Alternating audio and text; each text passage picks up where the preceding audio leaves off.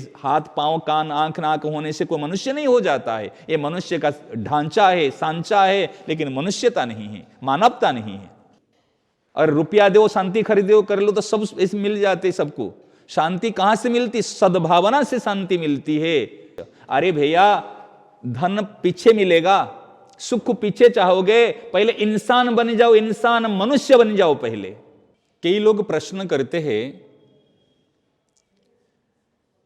महाराज जी हमको सुख शांति कैसे मिले? आप विचार करें, सुख और शांति, शांति चाहिए या सुख चाहिए? शांति चाहिए या सुख चाहिए? सुख क्या है? अनुकूल वस्तु, व्यक्ति, पदार्थ, सामग्री, परिस्थिति हमारे मनोनुकूल मिले, यह है सुख। परंतु जो वस्तु, व्यक्ति, पदार्थ, सामग्री मन के अनुकूल मिलेंगे, क्या वो सदा रहेंगे? विचार करो ना, क्या सदा रहेंगे? नहीं रहेंगे। संसार का वियोग नित्य है, यह सत्य है। शरीर और संसार का वियोग नित्य है। और किस प्रकार वियोग हो रहे हैं शरीर और संसार? जिस प्रकार नदी का जल अविराम गति से प्रवाहित हो रहा है, बहते जा रहा है नीचे की ओर, इस प्रकार शरीर और संसार इस प्रकार वियोग हो रहा है। हमारे पास में दो ही इच्छा है। क्या है? जीवन में सुख आ जाए और जीवन से दुख चला जाए। यही तो है। जीवन में सुख संपत्ति आ जाए और जीवन से दुख, अभाव, कष्ट चला जाए।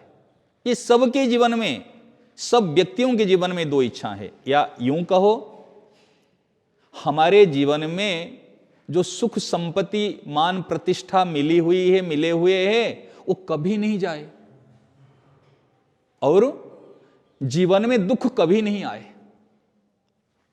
यूं कह दो, दोनों बात एक ही है।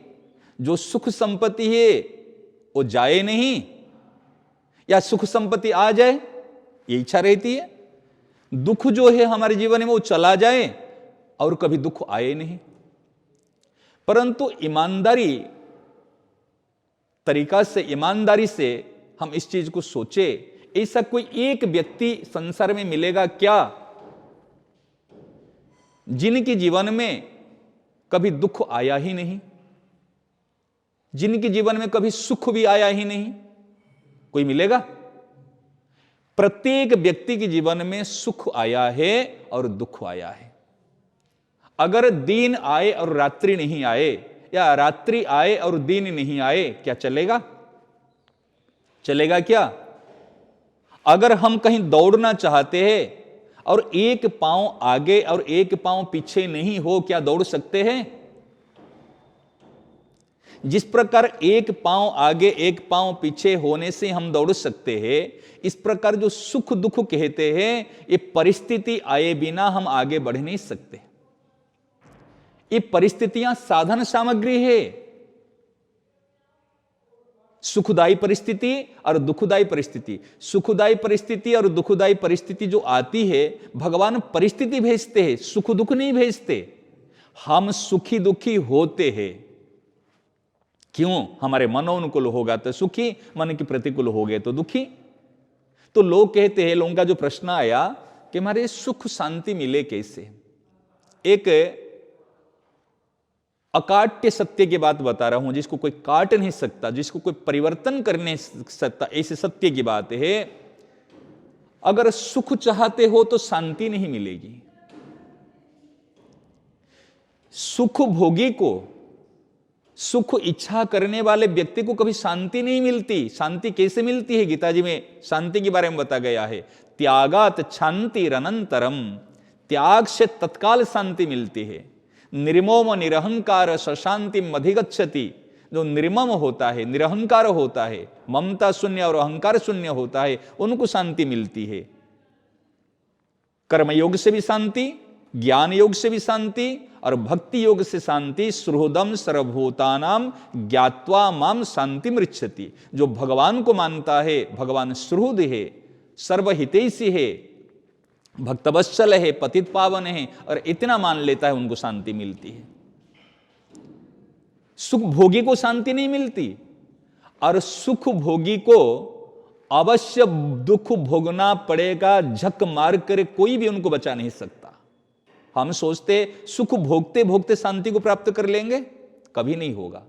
हमारे गीता जी में श्लोक आया है, नास्ति बुद्धिरयुक्तस्य न चायुक्तस्य भावना न चा भावयतः शांति अशांतस्य कुतः सुखम। अरे जो अशांत है उनको सुख कहां है? नास्ति बुद्धि अयुक्तस्य, जो अयुक्त होता है। और युक्त अयुक्त में अंतर क्या है? युक्तः कर्मफलम त्यक्त्वा शांतिम माप्नोति नैष्ठिकीम। जो युक्त होता है, जो निष्काम भाव से, जिसकी कोई कामना नहीं रहती। दुख का कारण क्या है? कामना। बुद्धदेव जी ने कहा, कामना के विनाश से दुख का विनाश। और हम आजकल कामनाओं के मार्ग बता रहे, ये कामना करो, ये मिल जाएगा, ये मिलेगा, ये मिलेगा। अरे आप दुख को नाश करने के लिए उपाय बता रहे हो ना, दुख को बढ़ाने के उपाय बता रहे हो? आप विचार करो ना।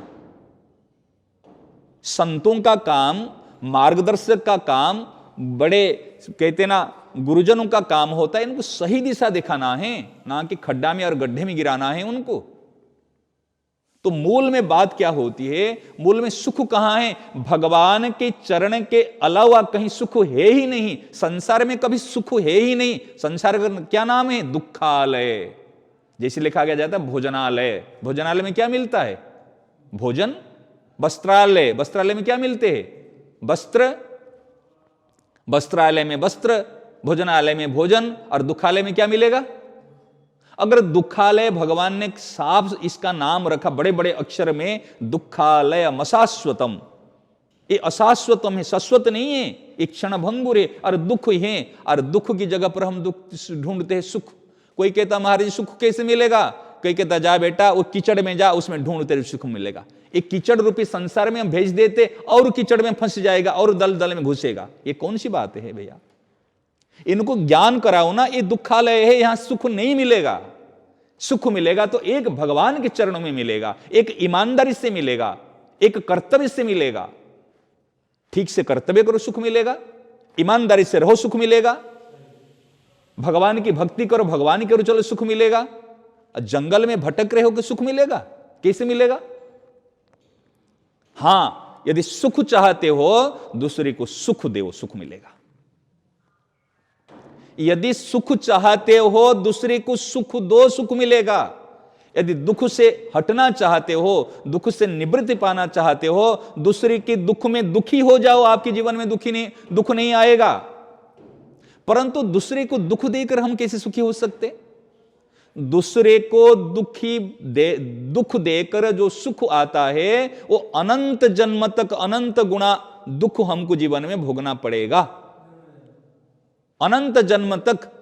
और दूसरे के लिए दुख भोग कर जो हमको, दूसरे के लिए दुख भोगते हैं, फिर जो हमको दुख मिलता है, दुख नहीं है वो सुख है। समझ में आ रहे ना? तो आया है नास्ति बुद्धि अयुक्तस्य। जो बुद्धि होती है ना, कैसी बुद्धि होती पता है? एक है दो प्रकार की बुद्धि, एक है व्यवसायत्मिका बुद्धि, एक है अव्यवसायत्मिका बुद्धि। एक निश्चितात्म, निश्चय कर लेता बुद्धि में, निर्णय करता है। एक क्या करूं क्या नहीं करूं, कोई निर्णय शक्ति नहीं है। गंगा गए गंगादास, यमुना गए यमुनादास, जहां जाए वहीं की हो जाए। एक है व्यभिचारिणी बुद्धि, जैसे बारंगाना व्यभिचारिणी होती है ना, आज यहां आज वहां, आज वहां आज वहां। उनकी बुद्धि को व्यवस्थित है क्या? अगर पतिव्रता श्रेय से करेगी तो कोई पति उनको रखेगा? उनकी व्यवस्थित बुद्धि, जिनकी व्यवस्थित बुद्धि होती है उनकी होती है युक्त है वो, इनकी बुद्धि व्यवस्थित है। नास्ति बुद्धि अयुक्तस्य, जो अयुक्त है, जो कामना में ग्रसित है, उनकी बुद्धि व्यवस्थित नहीं है। नास्ति बुद्धि अयुक्तस्य न चायुक्तस्य भावना। जो अयुक्त है, जो कामना ग्रसित है, उनकी भावना नहीं होती। समझ रहे ना? एक भावना दो प्रकार की, एक है सद्भावना, एक है दुर्भावना। दूसरे का अहित हो जाए, दूसरे को नुकसान पहुंचे, दूसरे का खराब हो जाए, अमंगल हो जाए, दुर्भावना। सर्वे भवन्तु सुखिनः सर्वे सन्तु निरामया सर्वे भद्राण, ये सद्भावना। सद्भावना से शांति मिलती है। नास्ति बुद्धि अयुक्तस्य न चायुक्तस्य भावना न चा भावयतः शांति। जहां पर सद्भावना नहीं, वहां पर शांति नहीं। हमारे मन में जब तक स्वार्थ की भावना है, अपना सुख की भावना है, भले दूसरी जाए भाड़ में, मेरा काम बन जाए, कभी भी सुख नहीं मिलेगा, कभी भी शांति नहीं मिलेगी। जब तक शांति नहीं आती तब तक सुख नहीं आता। शांति का बेटा है सुख, शांति का बेटा है सुख। अगर मां नहीं तो बेटा कहां से आएगा? जब तक आपके हृदय में शांति नहीं है तो फिर सुख कहां से आएगा? फिर शांति की मां कौन है? शांति कहां से आती? शांति बाजार में नहीं मिलती। और रुपया दो, शांति खरीदो, कर लो तो सब इस मिल जाते सबको। शांति कहां से मिलती? सद्भावना से शांति मिलती है। अर्थात सद्भावना क्या है? ये शांति की मां है। अर्थात सुख चाहते हो तो दादी मां को पहले रखो, दादी मां आएगी तब तो मां आएगी। बात समझ में आई ना? इनकी मां, दादी मां ने नानी मां होगी, दादी कैसे होगी? नानी मां होगी ना। नानी होगी तो फिर मां आएगी, मां होगी तो फिर तो बेटा आएगा। तो सद्भावना से शांति और शांति से सुख। समझ में आई ना बात? अब गीता जी की बात बता रहा हूं, प्रमाणित बात बता रहा हूं। गीता जी क्या है आगे बताऊंगा कभी। एक गीता जी मामूली नहीं है, ये हमारे हिंदू सनातन संस्कृति की, ये धर्म के 3 राजपथ है, 3 राजमार्ग है। बताऊंगा आगे गीता जी के विषय में। एक है उपनिषद, एक है ब्रह्मसूत्र, 3 है गीता। उपनिषद है वैदिक मंत्र, उपनिषद को कहते मंत्र, और ये ब्रह्मसूत्र को कहते दर्शन शास्त्र, इसको कहते सूत्र, और गीता जी के जो ये है इसको कहते श्लोक। परंतु श्लोक होते हुए भी ये मंत्र और सूत्र से कम नहीं है। सारे मंत्रमय है, सारे सूत्रमय है। और स्वयं भगवान इसके मुख निसृत वाणी कोई काट नहीं सकता। ये बिल्कुल प्रमाणित है। तस्मात् शास्त्रम प्रमाणित है। इस विश्व में कोई अद्वितीय ग्रंथ है, सर्वमान्य ग्रंथ है, यह श्रीमद् भगवत गीता। ये अकाट्य अद्वितीय वाणी है, कोई काट नहीं सकता। तो गीता जी में क्या कह रहे? न चा भावयत शांति। जहां पर दुर्भावना है, जहां पर स्वार्थ भावना है, जहां पर अपने सुख की भावना है, वो कभी शांति नहीं मिलेगी। और अशांतस्य कुतः सुखम। जो अशांत व्यक्ति को सुख कहां से मिलेगा? इसलिए भैया, यदि सुख चाहते हो पहले शांति आए, और शांति चाहते हो तो पहले सद्भावना आए, और सद्भावना है पहले दूसरे को सुख मिले, दूसरे को आराम मिले, दूसरे को सम्मान मिले। और जब तक स्वसुख की वासना है तब तक कभी भी सुख नहीं मिलेगा। सुख को दूसरे की सेवा में लगाओ, तब आपको शांति मिलेगी। और अपने सुख के लिए पशु भी जीता है। पशु और मनुष्य में अंतर क्या है? जो अपने सुख के लिए जीता है, अपने सुख के लिए करता है, वो है पशु। जो दूसरे के सुख के लिए जीता है, दूसरे के सुख के लिए प्रयास करता है, वो है मनुष्य। अरे भैया, धन पीछे मिलेगा, सुख पीछे चाहोगे, पहले इंसान बन जाओ, इंसान मनुष्य बन जाओ पहले। जब तक मनुष्य नहीं बनोगे तब तक कुछ नहीं मिलेगा। मनुष्य के अंदर मनुष्यता होनी चाहिए। ये मनुष्यता क्या है? साधु के अंदर साधुता होनी चाहिए, व्यक्ति के अंदर व्यक्तित्व होना चाहिए। और जल के अंदर अगर प्यास बुझाने की शक्ति नहीं हो तो इनको क्या जल कह सकते हैं? जब दूसरे को सुख देने की भावना जिसके अंदर नहीं, जिनके अंदर सद्भावना नहीं, वो मनुष्य नहीं, वो पशु है। मनुष्य रूप में पशु है। यदि मनुष्य शरीर मिला है, भारतवर्ष में शरीर मिला है, संतों की सानिध्य मिला है, तो पहले मनुष्य बन जाए। मनुष्य को भगवान मिलते हैं, पशु को नहीं मिलते। और मनुष्य के अंदर, जिसके अंदर मनुष्यता हो, मानवता हो, और मानवता क्या है? जो दूसरे के लिए, दूसरे के दुख में दुखी हो जाए, दूसरे के सुख में सुखी हो जाए, वो मनुष्य। दुनिया में तो भेड़ चाल है, सब जा रहे, कोई एक भेड़ गड्ढे में गिरा तो दूसरी भी वहां गिर रहा है, तीसरी भी गिर रहा है, ये भेड़ चाल है। इसलिए हम मनुष्य जीवन मिला है और सुख और शांति चाहते हो तो वास्तव में शांति दूसरे के लिए जियो। मनुष्य तो दूसरे के लिए जिए ना, दूसरे के लिए जिएंगे, दूसरे के लिए करेंगे, दूसरे के लिए सोचेंगे तो ऑटोमेटिक हमारे हृदय में शांति आ जाएगी। शांति बिल्कुल देखो, त्यागात शांति, तुरंत शांति आएगी। भगवान को सर्वोपरि मानते शांति आ जाएगी। इसलिए अगर सुख शांति का जो प्रश्न था, इसलिए शांति चाहते हो तो पहले आपको सद्भावना की आवश्यकता है, दुर्भावना नहीं। सद्भाव है भगवान और दुर्भाव है अभिमान। सत्संग है समाधान, कुसंग है व्यवधान। ये सूत्र। भगवान किसको मिलेंगे? जिनके अंदर सद्भावना है। दुर्योधन को भगवान का दर्शन हुआ था, क्या भक्त बन गया? क्या भगवान से प्रेम हो गया? क्योंकि हृदय में दुर्भावना है।